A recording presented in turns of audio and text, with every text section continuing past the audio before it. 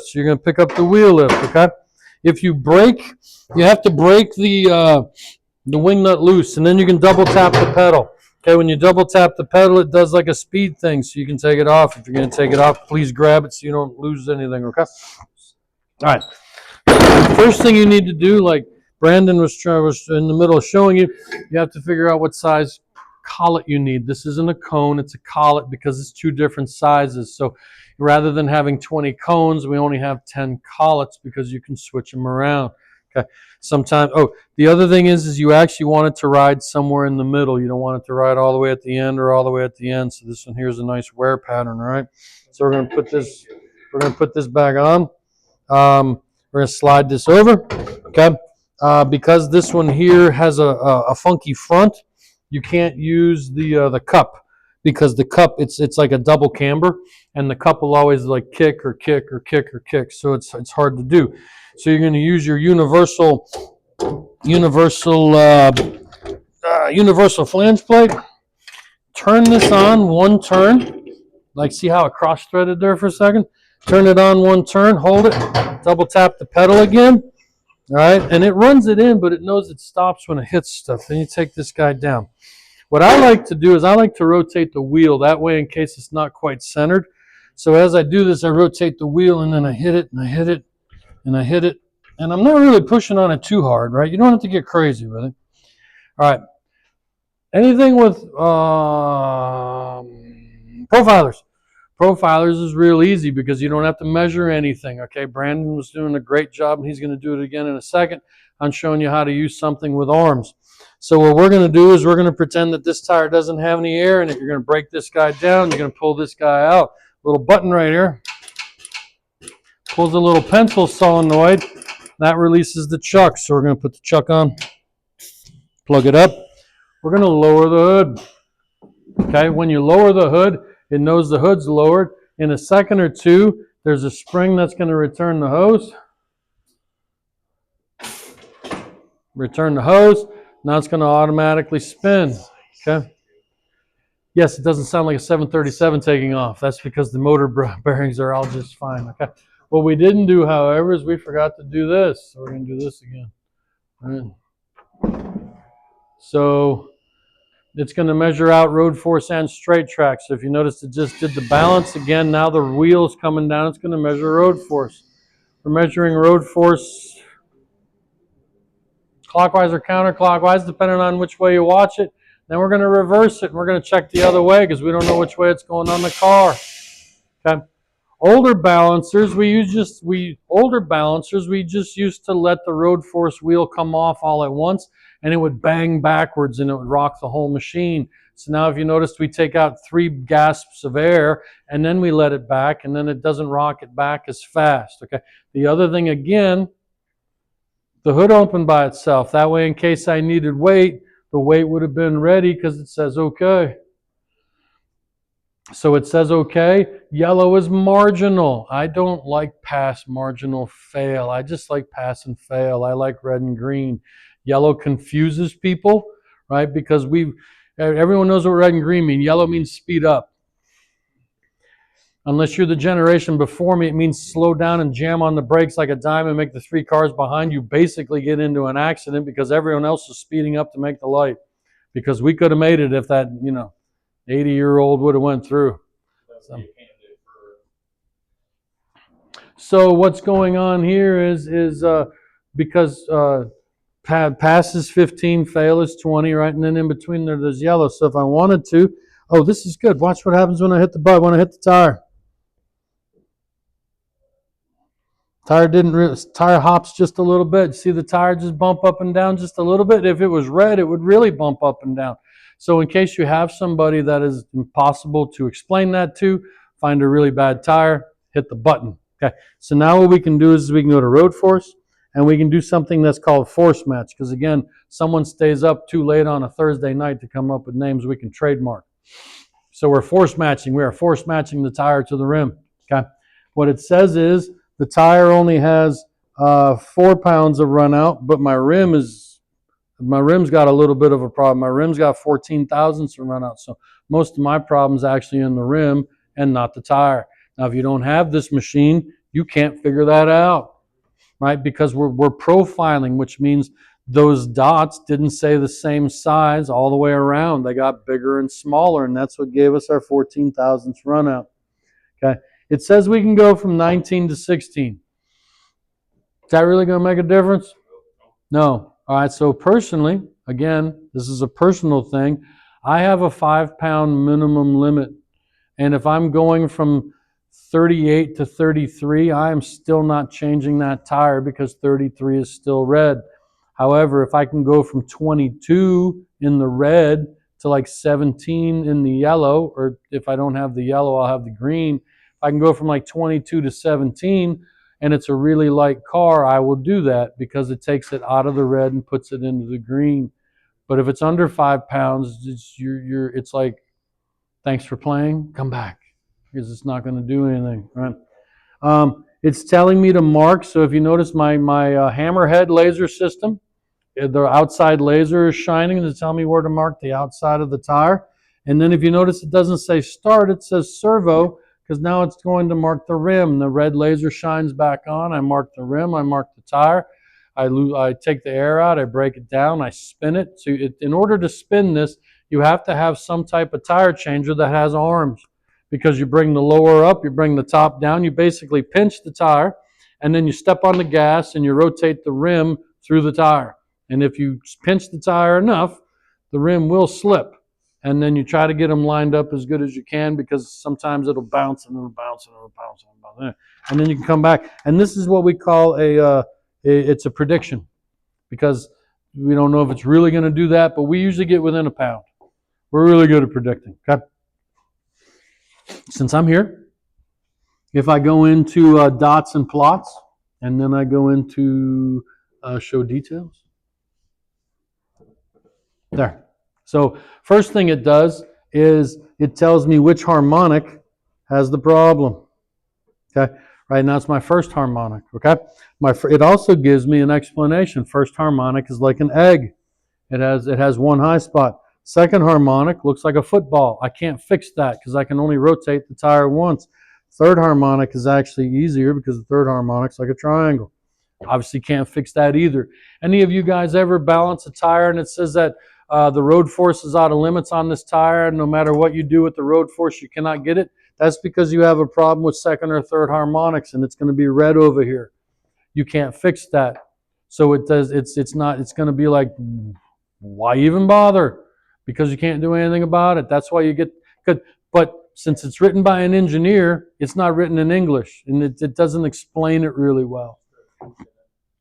So you have to be able to explain why you have an error message that says no amount of road forcing is going to fix the problem. It's because it's more than one harmonics, okay? So I have 19 pounds, okay? If I really wanted to get crazy, I could get into this, but this is basically for you guys because no one else really cares about it. I did not know this until I came inside, but if I touch this, I can actually make this stuff go away. I never knew I could put only one thing on the thing, but I can put one thing on the thing, which helps a lot. Okay. Basically, if I spin this, you can see the line. Let me put everything back on. Come on. Come on. Right, you can see the line, and then when I go like this, right, so that red line is the top line right here. So whatever the line is looking at, this is right here. So you can look at the run out. Okay. It's kind of cool. Touch the graph, go back. Okay, so the only thing I have to do with this is lower the hood. That makes it super easy. All right, you're going to show those guys how to do the arms? Oh, fine. Steal the spotlight from me, right? All right. Oh, you're going to give me that hard tire to do it on too? You hate me.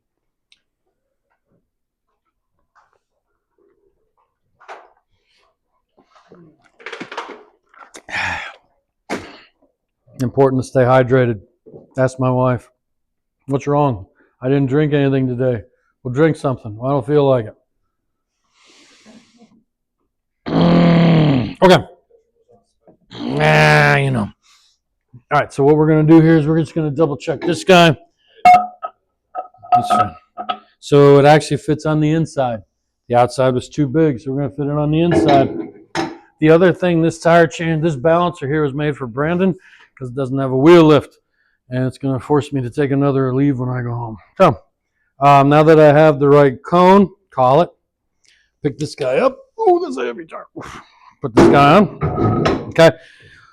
You want to center the tire on the cone. So if you notice I'm using my leg, I'm using my left hand. I'm keeping it on the cone. With your right hand, put this on a turn or so. Step on the pedal. Okay.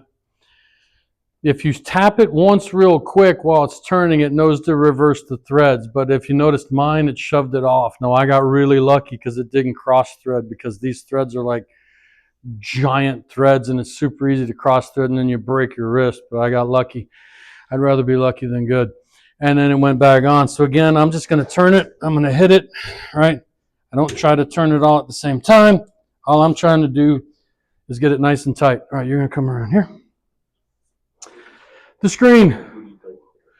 If you touch the screen, it's going to go into manual mode. If you want to go into manual mode, we're an engineering company. We give you choices that are not beneficial to your health, but since we're an engineering company, we're going to let's play out and see what happens. So, everything is automatic. If I wanted to do a clip tire, not that I can do a clip, I can do a clip stick. All right, so you take the arm, and you got the little shoulder guy here. It tells you exactly where to place it. And it's even cooler because it actually showed you on a side thing. Just in case you couldn't figure out where to place it, we actually turn the wheel sideways to tell you where to place it. Which means 80% of the people putting it on here still do it wrong because they don't actually watch what they're doing. Then you're going to, so if you noticed, it already changed it to clip. So let's just pretend that this outer side here, I could put a weight on. You're just going to put this here, okay? At some point, you have to step on the pedal or we will both grow old waiting for this thing to do something. So we're going to step on the input pedal because it's inputting the dimensions, okay? All right. You only have to use the outer arm if you're, I'm sorry? The DSP 9000 did that. And that's the only balancer that has ever done that. Was it not good? Well, next time you see Mr. Douglas in the hallway, ask him the question. Because I honestly don't have a good answer. Our competitors don't do it. That's the only reason why I asked. Probably because we want to make sure we're getting the most accurate reading possible. And if you stop and hold it here, it'll take that measurement, and it's nowhere near the tire. And probably expensive. And probably right. So if I want to do a clip stick, I'm going to bring. And the other reason why is because if I want to do a clip stick, I only bring this one up and I hit the pedal. If you notice now, if I turn this around upside down, it immediately changed the clip stick. Now I have to shove this all the way inside where I want to put my weight. And then I have to step on the pedal again. Okay, that's on a clip stick. If I want to do a stick, if I bring this up and turn it around, it immediately changes to a stick. I put this where I'm going to put the first weight. I put this where I'm going to put the second weight. Okay. If you notice, it keeps telling me, and it keeps asking me where the spoke is, because our balancers have the ability to hide the weights behind the spoke. That's a great way to waste a lot of weights because you have to take the weights and split them. So we have to put on way more weight than we needed because instead of putting the weight here, I have to put it here and here. So I have to use a lot more weight. So the other thing on a tire like this, there is no way I'm hiding weights behind the spokes. Which is why some places you can actually buy black tape-on weights. Yeah, you could use a spray paint. But anyway, so again, I get my two distances, okay? So play with the arms. Make sure to tell it like this is a clip because you need to figure this out. The last thing that is actually turned on, because this is actually turned off by default, it's one of those things where we have it because the competitors have it, and the competitors have it because we have it. No one ever uses it.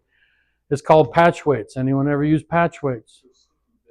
That big sticky thing right there, there was a number on it, right? Probably told you how many ounces it is? 4 ounces, okay? So this is what happens. That actually gets stuck like you're fixing a flat tire. It gets stuck to the inside of the tire. but you have to tell it where on the tire you're doing this, which is why that little guy, the little gumball guy right there, but it's turned off by default because it's one of those things that nobody uses it, but everyone has it, because if no one has it, then everyone's going to be like, well, he doesn't have it, and you could use patch width. You take the guy, and if you notice, the screen's going to come out and tell you to place it where you're going to put the inner patch weight, and it's going to tell you where you're going to put the outer patch weight. Okay? At this point, you would have to have a number. It's going to bring up a top dead center, and it's either going to tell you inside or outside. You have to make a mark where you're going to put the weight. Then you have to mark the tire and the rim, mark the weight, take the tire off, put the patch weight on, put the tire back on, make the marks line up, put both patches on, and then you can air it back up, and then you bring it back over here, and then you can see how close you got to actually, and if you notice, see how they turned on? Way up here, right? Monster Motor tires, Jeep tires, F-250 tires, mall crawlers, Asphalt Queens, right? We don't say how many bead bags. Normally on a 22.5, you just throw in 3 or 4, and you just let it go. And it rumbles for the first 5 miles, and then it smooths out. That's the craziest helmet whenever you have some 19.5s down there, you go out when we're beat bags and they're going slow and you're all. Yeah, you can hear them rolling around. Yeah, one of the kids like, oh yeah, the instructions said just throw the bag in there. Well, the bags for some reason didn't open up. They didn't open up. What's like the most common wheel bead bags? I can't remember the name of them. But they come in like a nice plastic bag, they're like green, orange. So he's like, yeah, you just throw them in, they open up. And of course, it was my Jeep. Well, it was, I'm like, what the hell? you have to drive, the problem is if you drove over 25 miles an hour, you get the death wobble, which is why you stayed under 20, which is why the bag didn't break. Well, So if hey, you could go faster. We took the tire opened up, Yeah. and the bags were like melted. No around, kidding, no beads. kidding. I was like, So, what the hell? The other thing people do instead of bead bags on 18-wheelers is they'll throw in golf balls. Yep. Yeah. Yeah. Yeah. Not tight with stuff, This Kirk. is way too Central American. What are we talking about here? Just to balance the tire. Really? People put golf balls and beads? Yeah, Big, yeah. big tires, though. Jake, big tires. Big Like tires. Jeeps, there's like a website when you buy the bags that says if it's this diameter, throw in like 9 ounces of beads. So you throw in, they're little glass beads. Hey, here's the thing. It runs around centrifugal force. It goes to the low spot of the Yeah, tire. I get that. Balances. Whatever you It's crazy that it works. Like, I still can't wrap my head around Well, that it it takes works. You notice it though. When you're driving, like it takes a little bit for them to. Yeah, the first 5 miles. Yeah. And you have to get over. So every time you Open up, stop, make it work. your tires are unbalanced again. Because it relies on centripetal force to put it. Then after you go 5, so if you're in stop and go traffic, your tires are always out of The balance. tire That's what I'm tank saying. takes Why the would wheels off. you He's ever like, wanna what is do this shit? If you're going slow, it Yeah. literally sounds like your car's going Oh yeah, you can hear it. But we're talking 22.5s, 24.5s. The other thing, like I said, in Jeeps, if you have like a 33, 12, 15 or something like that, where you have a real small rim, but you have a really big tire, and you don't want to wind up with the Jeep Smile, you'll start out with the patch weights, and maybe you'll put 2 4s, so that gets rid of 8 of the ounces, and then you only have to like fine tune it with an ounce or 2. So then you'll actually just put the last ounce or 2 as an actual weight, and then you only have this much weight rather than this much weight because it's actually on the inside of the tire. So it works. fancy stuff. It's fancy. All right, so that's how you use it. So turn them all on. If you want to take that off, take that off. If not, it's just a thing with arms. You probably should learn how to use that. Fine, we'll disassemble it. All right, you guys work on this, I'll work on that. Start balancing tires, knowing how to balance.